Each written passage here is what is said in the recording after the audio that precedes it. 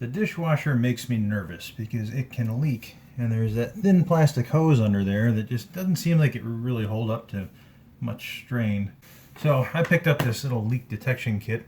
I got it online. I think you can buy them in a lot of home centers now too. But it's just a little water sensor, moisture sensor, and I got the battery in there. It takes a 9-volt battery, so it lasts a long time.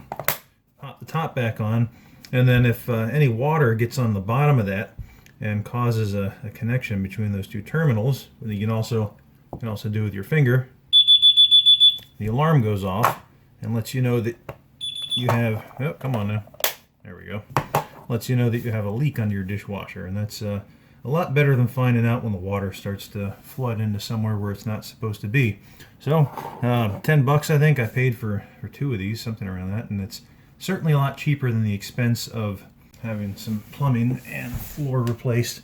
Just find a good place to slide it under there, and then I can put the cover back on, close everything up, and don't have to ever think about it until the battery starts to go low and it'll start to chirp. And just take out a few screws and ready to go again. That's it.